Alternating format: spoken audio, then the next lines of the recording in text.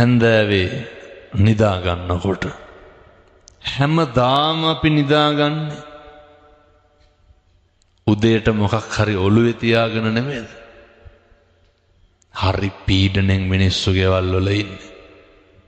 මේ ආත්මේ තරහකාරයෝ ඉන්නකොට හිතිලා නැද්ද පෙර කරපු අකුසල් කියලා? මේ ආත්මේ වෛරක්කාරයෝ ඉන්නකොට හිතිලා නැද්ද මම මේ පෙර කරපු පව් කියලා? හැම එකක් තුලදීම එහෙම දකින්න පුරුදු වෙන්න. සබ්බ පාපස්සා කරන කුසලස්ස උපසම්පදා සියලු පව් නොකළ යුතුය. සියලු පව්. දැන් මේ අම්මලා තාත්තලා හිතන් ඉන්නේ ලබනාත්මේ කවුරු වෙලා උපදී කියලාද? එහෙම සැකයක්වත් නැද්ද? හරි දුර්ලභයි. අතිශය දුර්ලභයි. බුදුහාමුදුරුවෝ ආනන්ද හාමුදුරුවන්ට දේශනා කරනවා ආනන්ද මිනිස්සු වෙලා උපදින එක නෙමෙයි තියෙන අරුමේ. මොකක්ද අරුමේ? මිනිස්සු වෙලා ඉපදිලා ඉඳලා නැවත මනුෂ්‍යාත්භාවය ලබන එක. ටික ටික පුරුදු වෙන්න.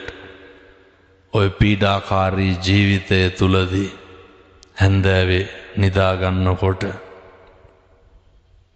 බැරි වෙයිද විනාඩි 5ක් විතර මුළු ලෝකෙටම මෛත්‍රී කරන්න? විනාඩි 5ක් මම කියනවට කරන්නකෝ. මුළු ලෝකෙටම. දැන් ඔය ඇත්තන්ගේ දැනටත් හිතවල ඉන්නව නේද?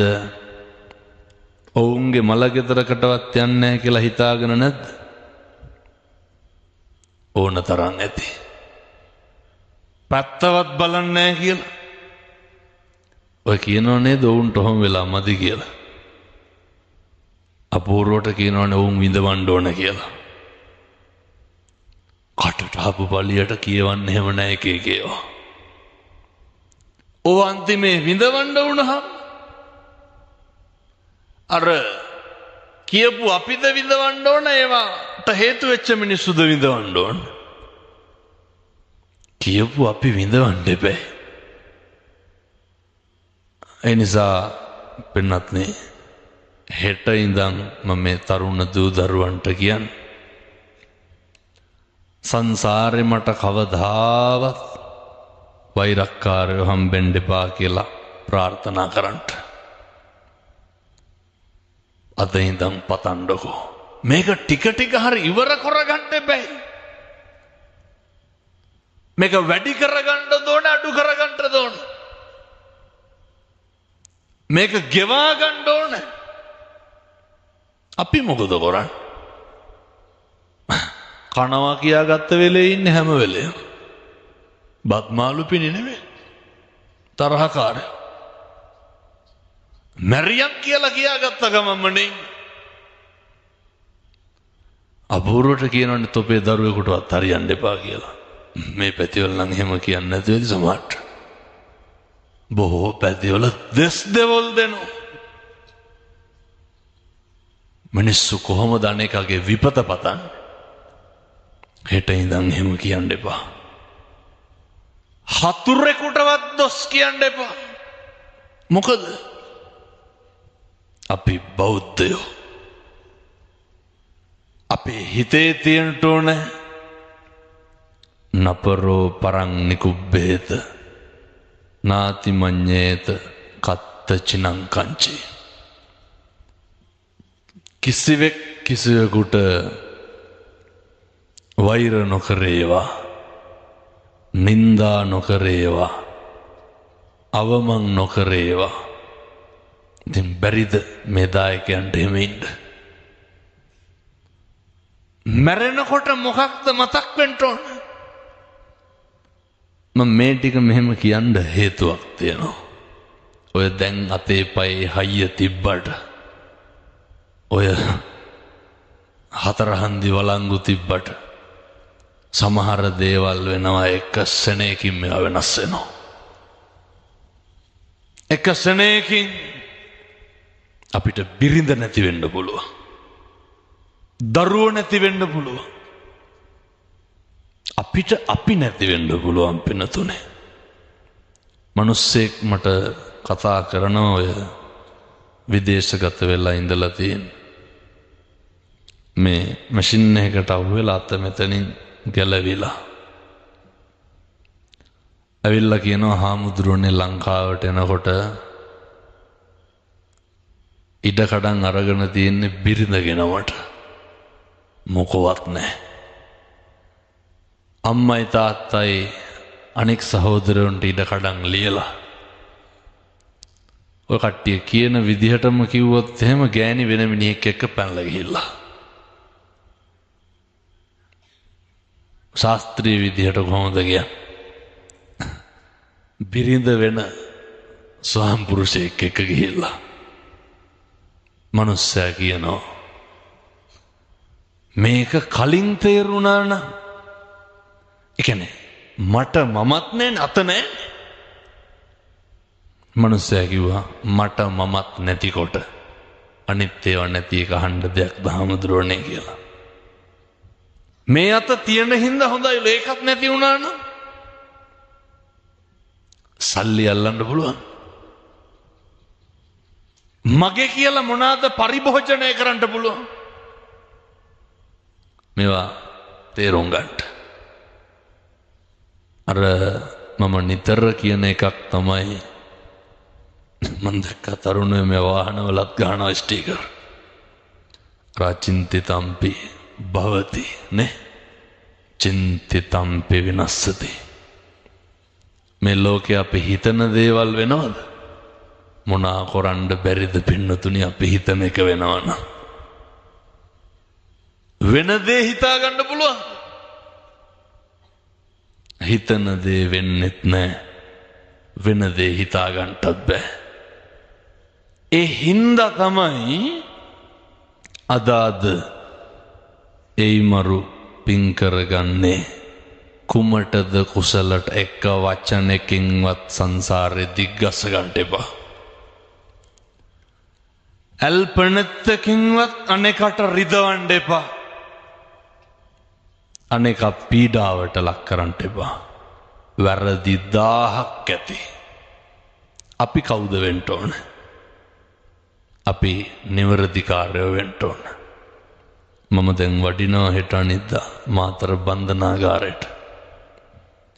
ඒ සියලු දෙනාගෙන් ඇහුවොත් එහෙම එතන කිසි කෙනෙක් නැහැ අපි හින්දා මිනිහ මරපු. එතන කිසි කෙනෙක් නැහැ අපි හින්දා එන කොටාගත්තු. මිනිස්සු හැම වෙලේම කුලප්පු වෙන්නේ අනුන්ගේ දේවල් වලට. කුණුහරප කියලා බනින එක කාගේ වැඩක්ද? කියමු බලන්න. අපේ වැඩක්ද අනුන්ගේ වැඩක්ද? එක අනුන්ගේ වැඩක්. මේක නිවටකම නෙමෙයි. ජීවිතේ ඉවසන්න පුරුදු වෙන්න.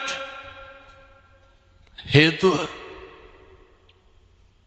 දවසක් එනවා දැන් මේ අම්මලා තාත්තලා කැමතිද ඔය ඉඳගෙන ඉන්න තැන්වල කෙල ගහන්න කැමතිද? කැමති නෑ. දැකලා තියෙනවද අර ඇඳ ගාව බකට් එකක් තියාගෙන කාරලා කෙල ගහනවා. ඕක අපිට වෙන්නේ නැද්ද? ඔකට වයසක් තියෙනවා. යමු බලන්න මහරගම පිළිකාරෝ හල පැත්තේ. හොඳ සල්ලිකාර දරුවෝ ඉන්නවා. හොඳ සල්ලිකාර මිනිස්සු ඉන්නවා. පෞගිය දවස්වල මහත්තයෙක් එනවා කොළඹ. ඔය කම්පැනි එක අයිතිකාරයෙක්. කැන්සර් එකක් හැදිලා. සල්ලි වලින් මොකක් හරි කරන්න පුළුවන් නම් ඕන එකක් කොට්ටුයි. කිසි දෙයක් කරන්න බෑ. කිසි දෙයක් කරන්න බෑ. මිනිස්සු මල මුත්‍රා වලට කොච්චර පිළිකුල් කරනවද? ඒක හරිය අපිරියයි. ඔය මම අර කිව්ව අවුරුදු 28ක් 30ක් විතර ඇති කොල්ලට. හොඳ දෙහධාරී ලස්සන තරුණේ. දැකලා තියෙනවද ඇක්සිඩන්ට් වෙලා මොලකටු කැඩිලා ගිහිල්ලා බට ගහලා ඉන්නවා. කවුද දන්නේ අපිට මොකක් වෙයිද කියලා. ඉන්නකොට අර එකපාරම ගුද මාර්ගී පිළිකාවක් ඇවිල්ලා. මම යනකොට අර බඩට බටයක් දාලා අර පැකට් එකක් එල්ලලා තියෙනවනේ මල පහයන්ට. ඒ පැකට් එක එල්ලගෙන පිගානතේ තියාගෙන බත් කනවා. කියමු බලන්න. පිරිමහන්න තියෙන වෛරය මොකද්ද? මොකද්ද පිරිමහන්න තියෙන වෛරය ඇටි? අනෙක එක්ක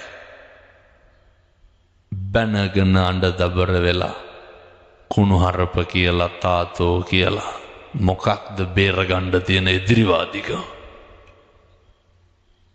දුක් විඳලා මැරෙන්න බලාගෙන ඉන්න අපි මාස ගණන් ලෙඩ ඇඳේ නොනායින්ද වෙන්නත් නොනායින්ට වෙනවා. මෙහෙම වෙන්න තියෙන අවුරුදු 7-800 ජීවත් වෙනවා නම් ගැටලුවක් නෑ. මේකේ මරාගෙන නෙමෙයි මේකේ තම්බගෙන කෑවත් මට කමන්නේ. අපි මැරෙනවනේ පින්නතුනේ. ලැජ්ජ නැතුව කියනවනේ මැරෙන්න බය නෑ කියලා. කොටයක් අල්ලන්න ඕන නහයට බලන්න. අයින් කරගන්න එපාද කියලා කියනවා බලන්න. ඔය කිව්වට මතකද අර යහපන් ආණ්ඩුවෙන් පාකිස්තානෙන් එල්ලුම් ගහට කඹයක් ඕඩර් කරා. බන්තනාගාර මාධ්‍ය ප්‍රකාශක කියනවා වාට්ටු හොදන්න උනාලු. ඇයි? බඩේලී ගියා සේරටම. කවුද මැරෙන්න බය නැති වෙන්නතනේ? ඔය මොන කෙරුමත් මරණයට බයයි.